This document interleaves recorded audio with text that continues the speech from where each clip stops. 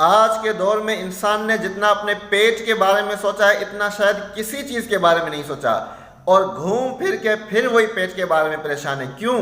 کیونکہ انسان کا بنیادی مقصد یہ نہیں تھا، بنیادی مقصد اللہ کو راضی کرنا تھا، اور پھر راضی کرنے کے لیے بہت سارے کام ہیں، ان میں سے ایک کام مخلوق کی بھلائی کے لیے کام کرنا اور سوچنا بھی ہے۔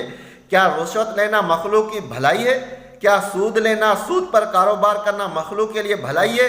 کیا لوگوں کو بلیک میل کرنا اور پیسے چھیننا یہ بھلائی کا کام ہے؟ یعنی اپنے پیٹ کی خاطر اور کیسے بھی کر کے اپنے بچوں کا پیٹ پالنے کے لیے لوگوں کو بلیک میل کرنا، وارداتیں کرنا، قتل کرنا، ہر قسم کا ناجائز کام کرنا، کیا یہ بھلائی ہے؟ جب انسان بھلائی کے کاموں کو بھولا ہے، اب پیسوں کے ڈھیر لگے پڑے ہیں لیکن ان میں برکت نہیں۔ انسان کی سوچ سے اور زندگی سے وسعت نکل گئی، برکت نکل گئی، کیونکہ اللہ تعالیٰ نے خود ہی فرمایا تھا وَمَنْ أَعْرَضَ عَنْ ذِكْرِي فَإِنَّ لَهُ مَعِيشَةً ضَنْكًا، جو میرے ذکر سے، میری یاد سے، میری نصیحت سے منہ موڑے گا، میں اس کی زندگی کو، اس کی معیشت کو تنگ کر دوں گا۔ اور یہ حال آج ہم عملی طور پر اس دنیا میں دیکھ رہے ہیں۔